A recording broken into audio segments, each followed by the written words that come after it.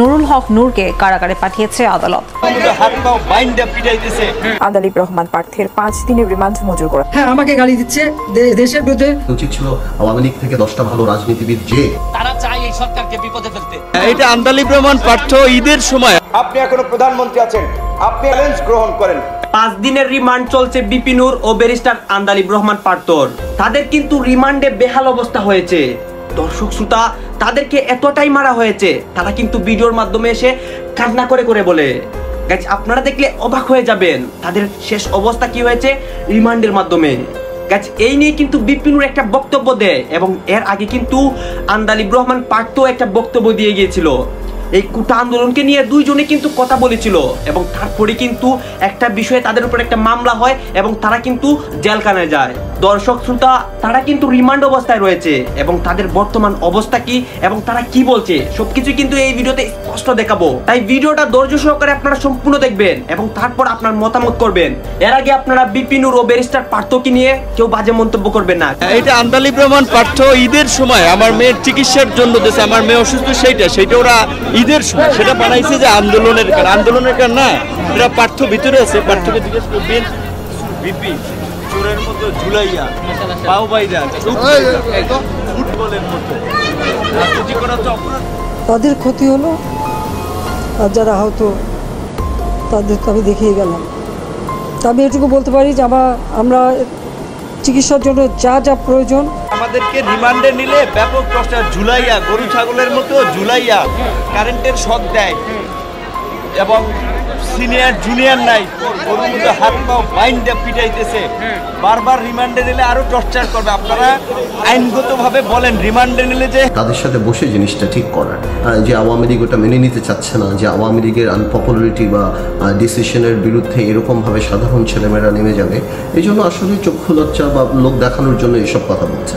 আমি এই আন্দোলনের সাথে একদম সব দিক থেকে একমত এবং আমি খুবই পজিটিভলি দেখি। এবং এখন রাষ্ট্রকে ঠিকঠাক মতো যারা আজকে এত বড় ক্ষতি করছে, বিটিভি জ্বালাই দিছে, এরা মেট্রো রেল জ্বালাই দিছে, মিরপুরবাসী এখন সারা 1 বছর কান্না করলে এই পাপ মোচন হবে না। আর এরা চান্স পাই রিমান্ডের যে নির্দেশনা, যে একজন ম্যাজিস্ট্রেট রিমান্ডে একজন ম্যাজিস্ট্রেট যে উপস্থিত থাকা অবস্থায় যে কথা বলবে, সেই টর্চার করে সবাইকে ব্যাপক মাত্রায় যেন রাজনীতি না করে। অনেকের কাছে মুসলেকা চায়, মুসলেকা যে বাইরে যেন রাজনীতি না করে। আর আমাকে বিশেষ করে, আমি কেন নির্বাচনে গেলাম না, 12 কোটি টাকা আমার বাসায় নিয়ে গেছে, তারপর আমি নির্বাচনে গেলাম না, শেখ হাসিনাকে নিয়ে গালিগালাজ করি। শেখ হাসিনার পতন না ঘটিয়ে, বাকশালের পতন না ঘটিয়ে আমরা আন্দোলন সংগ্রাম থামাবো না। বন্ধুরা আমার, ধ্বংসাত্মক কাজ করতে পারবে না যতক্ষণ তারা শান্তিপূর্ণভাবে করে যাচ্ছে, কেউ কিছু বলছে না।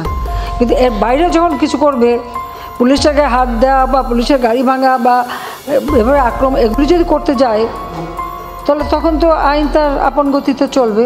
এখানে আমাদের কোনো কিছু করার নেই।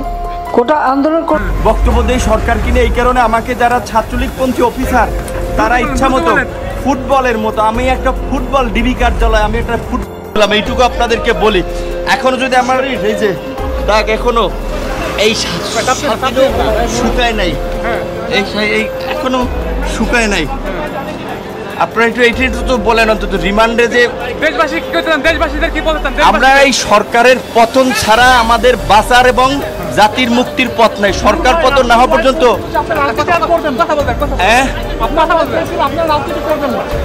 আমাকে তো বাঁচতে দিবেন, আমাকে বলছে পঙ্গু করে দিবে ইলিয়াস আলী।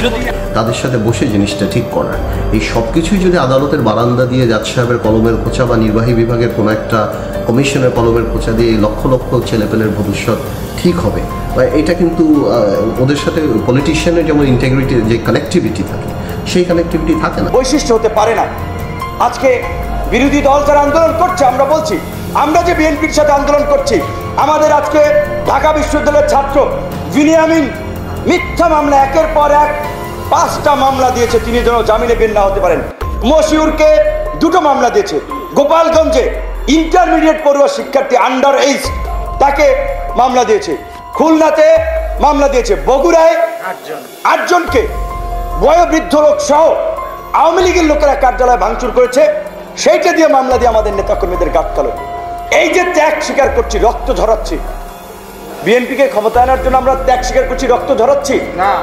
দেশের মানুষের ভোটের অধিকার প্রতিষ্ঠা করার জন্য, গণতন্ত্র প্রতিষ্ঠা করার জন্য, নাগরিক মর্যাদা প্রতিষ্ঠা করার জন্য, আইনের শাসন প্রতিষ্ঠা করার জন্য বিএনপিও সেটা চায়, আমরাও সেটা চাই। মানে যে এটা সাধারণ ছাত্রছাত্রীদের একটা অত্যন্ত লজিক্যাল আন্দোলন, এবং আমি যেটা মনে করি আওয়ামী লীগের খুব শীঘ্রই এটা সলভ করা উচিত। আমরা তো এই মুহূর্তে সত্যি কথা বলতে দল গোছানোতেই আমরা ব্যস্ত। আমরা ঢাকা থেকে আরম্ভ করে সারা বাংলাদেশে, এর আগেও আপনি দেখেছেন আমরা কাজ করে যাচ্ছি, এখনও আমরা কাজ করে যাচ্ছি। যেহেতু প্রবলেমটা হলো পলিটিক্স না থাকলে ছেলেপেলেদের বা ভালো ছেলেদেরকে পলিটিক্সে আনাটা খুব কঠিন, পলিটিক্যাল প্র্যাকটিস নাই। আর যেহেতু ডাকসু বা অন্য অন্য জায়গা থেকে ছেলেরা আসতে পারছে না, সো আমরা চেষ্টা করছি প্যাসিভ পলিটিক্স হলেও যাতে একটা বড় জেনারেশনকে আমরা রাজনীতিতে। আপনারা রাজনৈতিকভাবে সেই প্রতিরোধ করতে পারেন নাই, ছাত্র সমাজ, সাধারণ ছাত্ররা সারা বাংলাদেশ থেকে সেই প্রতিরোধ করে দিয়েছে। কাজেই এই প্রতিরোধের মধ্যে দিয়ে আমরা যদি এই ছাত্র জনতার ঐক্য গঠিত হয়েছে, আজকে ছাত্র জনতার ব্যানারে এই কালো পতাকা মিছিল, গায়েবানা জানাজা হচ্ছে, এই ফাঁসির শক্তিকে যদি পরাজিত করতে না পারি, কয়েক যুগের জন্য বাংলাদেশ ফাঁসিবাদের কবলে পতিত হবে, তা কিন্তু আমরা জানি না। বিএনপির কার্যালয়ে অভিযান চালিয়েছে, নাটক করেছে, জাতির দৃষ্টি ঘোরাতে, মানুষকে বিভ্রান্ত করতে, ককটেল নিয়ে, বোমা নিয়ে নাটক করেছে।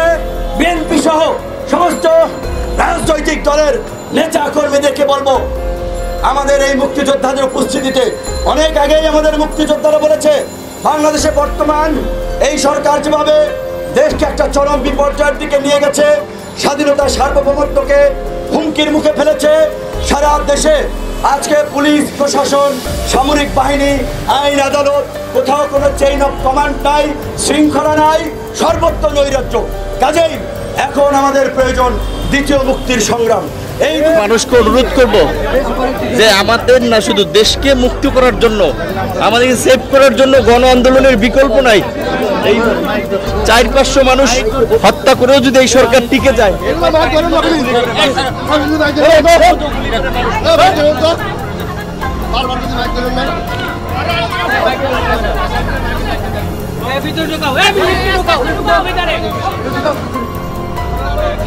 গাইজ আপনারা তো দেখলেন যে দুইজন কি বলতেছে, এবং অনেকে কিন্তু বলছিল যে বিপি নূরের সাথে আন্দালিব রহমান পার্থর একটা কানেকশন রয়েছে এবং তাদের মধ্যে নাকি টাকা লেনদেন হয়েছে।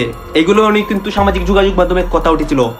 এই সবটুকু কিন্তু এই ভিডিওর মাধ্যমে সম্পূর্ণ ক্লিয়ার হয়েছে, এবং তারা কিন্তু মানে এই বিষয়গুলো নিয়ে কতটুকু কথা বলছে সবকিছু কিন্তু এই ভিডিওতে দেখিয়েছি। দর্শক শ্রোতা, বিপি নূরের কথাগুলো শুনে আপনাদের কাছে কেমন লাগছে এবং পার্থর বিষয়ে আপনাদের মন্তব্য কি, প্লিজ এই ভিডিওর কমেন্ট বক্সে লিখে যাবেন। এবং আপনাদের কাছে আমার একটা রিকোয়েস্ট থাকবে, কিন্তু আমার চ্যানেলটি অবশ্যই সাবস্ক্রাইব করবেন।